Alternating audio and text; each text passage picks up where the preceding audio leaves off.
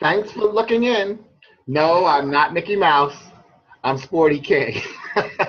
And I'll be chairing our 2017 AATH, Association for Applied and Therapeutic Humor Conference, April 27th through 30th in Orlando, Florida. We'll be talking and learning about the power and purpose of play. Now, when I pucker my lips to say that, it's easy to smile and think of Steve Wilson, who I had the pleasure of meeting in 1994 and continue to follow and appreciate his spirit of intertwining substance and humor in ways you'd never imagined. He's president of the World Laughter Tour and innovator of the popular program, How to Create Therapeutic Laughter. And I could go on and on with my love of words. But let me stop here and appreciate, as the chair of the conference, the chairman, CHEERMAN, of the board, BORED, Steve Wilson. Hey, Steve. Oh, God, wait, isn't that the ending? That's the Carol Burnett ending, isn't it? No, I want Scotty, Sporty. What are you, Sporty or Scotty? Beam me down and we'll figure it out, right? Beam me down, Sporty. That was the nicest introduction I've ever written. Thank you. You know what? It was tough for me to read it because you had it in cursive. You know, a friend of mine just told me that the millennials. She had an intern as a millennial, and she had given him something to translate. I guess he was going to data input, but it was in cursive. So when she gave it to him, he looked and he's like, "We're going to have a little challenge with this." He said, "I could probably get most of it." But you know, yeah, they're not teaching cursive anymore in school. I know. It's a strange thing, isn't it? Yeah, it'll become the secret language of the older generation. That's right, and you and I know it. Yeah. Right. Well, let's go right into knowing it, and then all the types of people. You actually named all the types of people that will be coming to our conference, because all of these things are useful to people in clinical healthcare and in nursing professions and cancer care and home care. What will these people be able to get out of your session? Your session is going to be called the Uh-Oh Squad. Okay, so what can these types of people expect to get from the Uh-Oh Squad? Yeah, well, first of all, let me just say that I think that anybody who uses what are called behavioral principles and relies on scientific evidence in helping other people from any perspective is going to get new tools for their toolkit by affiliating with AATH, by coming to the conference. One of the things that got me started on a career, I mean, I had to close my practice. I had a very successful practice of psychotherapy. Mm-hmm. And eventually I had to close it because the demand for my talks and seminars overwhelmed the private practice. Mm-hmm. And I thought, well, that's better, because private practice, I can help one or two people at a time, or maybe a little group of 8 or 10. But if I go out and speak, I can have 500 people in the audience. Mm-hmm. I can have 1,000 people in an audience. And so I can extend my reach. But I really got started because in the United States, I don't know about the rest of the world, but there's a phenomenon at work. Mm-hmm. It's called the Mental Health Day. Yes. And everybody knows what a mental health day is. It's a day when you don't go to work. Right. Because it's better for your mental health not to be there. So I'm treating people for work-related stress disorders and all kinds of issues, workplace issues. And I'm thinking, what if there were some things that we could do? Maybe there's something in this humor and laughter, and we could apply it mm-hmm. in some ways that would make it good for your mental health to go to work. Mm-hmm. Wouldn't your family appreciate that? Mm-hmm. You don't have to come home at the end of the day and kick the cat and yell at the kids. And so that's, and I put that together with what I was learning about humor and laughter. And I came up with talks and books and seminars. And so one of the things that I created is something called the Uh-Oh Squad.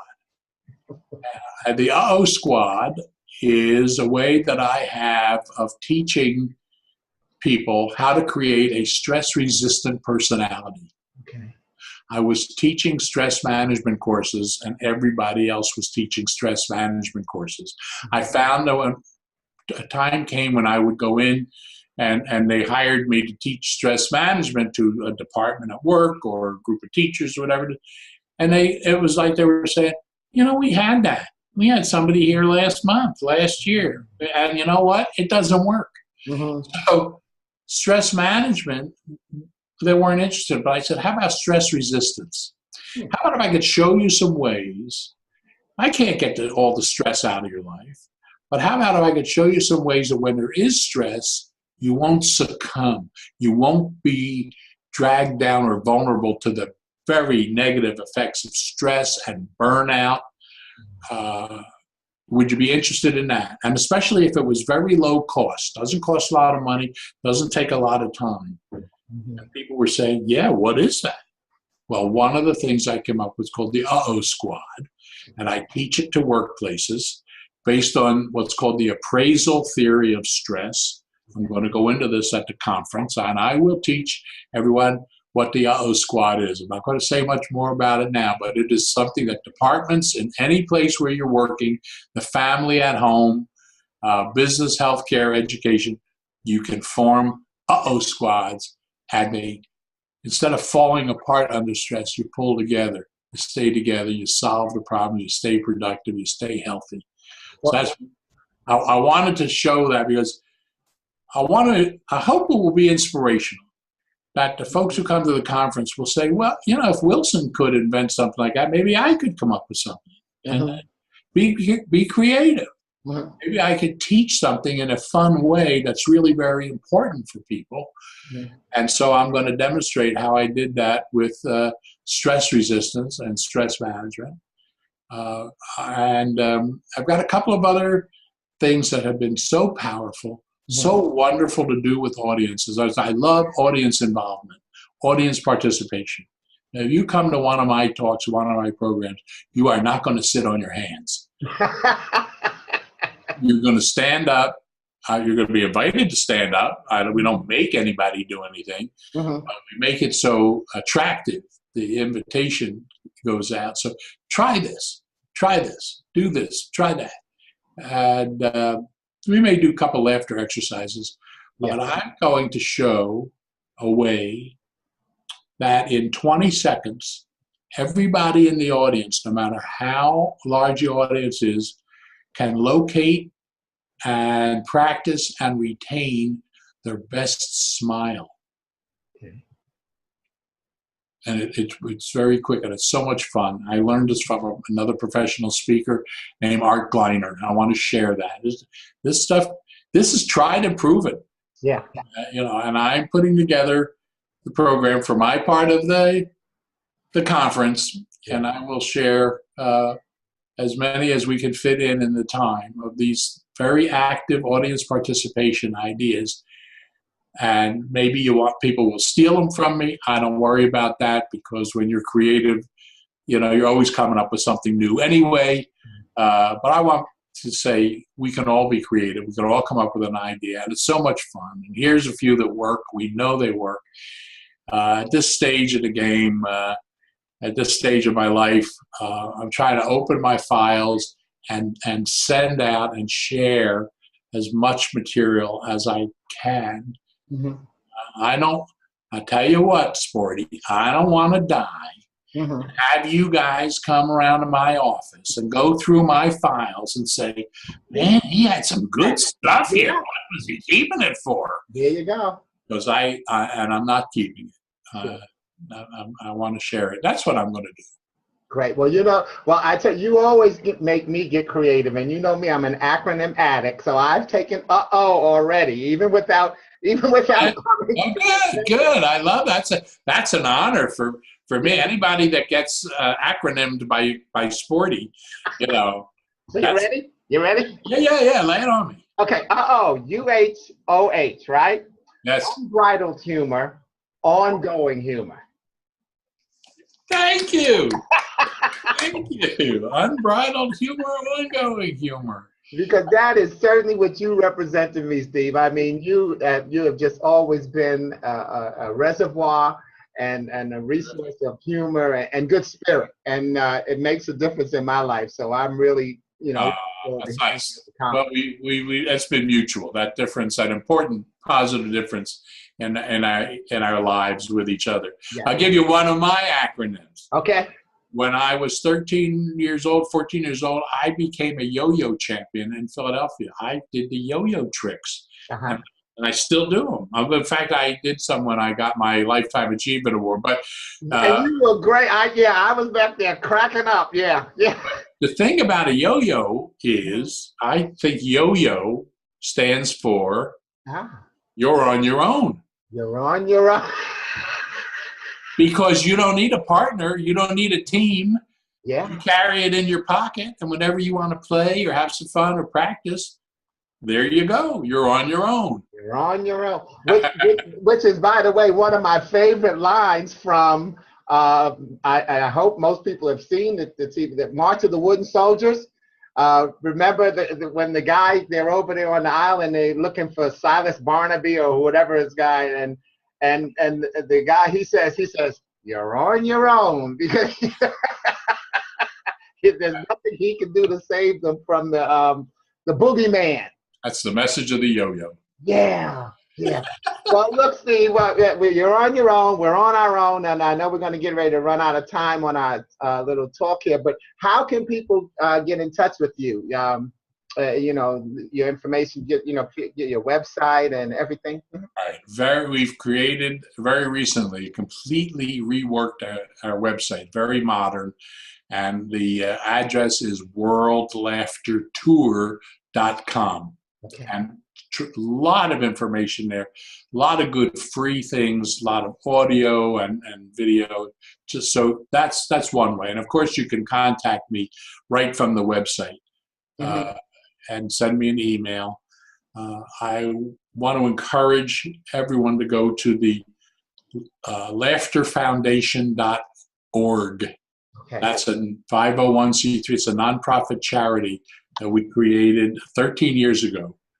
If scholarships, if people want to go to AATH or they want to take a course somewhere, they can apply for scholarship, financial assistance there. And we're now endorsing small, wonderful projects that have passionate, visionary leaders, and we want to put a spotlight on. So many people are really joining us. I mean, all of us are joining us to promote humor and laughter in so many unique ways. So the foundation helps with that, and then humormonth.com. Okay. For National Humor Month. April, beginning with April Fool's Day. There's some wonderful programs. One that we have there, and all the materials are free.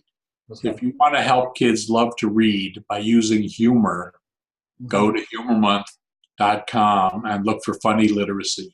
And all of those are ways to reach me. And we'll make sure that when we put this interview together, we'll have those sites listed. Yeah. So, but I think it's a great closing point there that you talk about helping kids, because as our conference in National Humor Month, April, we'll be at the end of April, 27th through 30th, but it's talking about play, and we've got to just continue to be big kids at heart, and because kids are so much more resilient than we want to admit that we are as adults, because we are. But we just don't admit it sometimes. And we can talk more about it, but I make a distinction between playing and being playful. Thank you. Great. We use the word play to talk about activities that are dangerous, difficult. We play football. I played golf and I almost had a heart attack. I had the worst game I ever had because you weren't being playful. And the secret of being playful, don't keep score. And so it's a distinction. I'm looking forward to, that'll all, I'm sure, be part of the conference. I'll show you the button I'm wearing these days. Well, two things I can show you. We'll see what you want to do with it. This is our campaign from now on. Can you see this? Yes. Every laugh matters. Every laugh matters. Your laugh is important. To tell people your laugh is unique and distinct and precious. It's a part of your personality. Let it out. It's very important to the world that the world hears your laugh. And then, of course, this one, which I think applies to me pretty well. You're only young once, but you can be immature forever. That's it. And I hope I am. Hello? I'm not taking calls right now. Oh, my gosh. Look at that timing. I mean, that's priceless. Look at that timing, okay? Look, Steve, thanks a lot. Oh, it's for you. Wait, I hope it's not my friend, who's my great friend, unrecognized, when you get the calls from the 800 number, unknown. Yeah, my friend unknown. Oh, God. Steve, thanks again for your time and energy. We'll look forward to hearing from you in April, but we'll look forward to hearing from you nonstop along the way. Okay, Sporty, you know where to reach me. If you need anything else, you let me know. Yes, sir. Thanks again. Love you a lot. Thank you. Love you too. Hi to the spousal unit and all the EOE. Empress of everything. Yep. All right. Thank you, Steve. Thanks. Bye-bye. Bye-bye.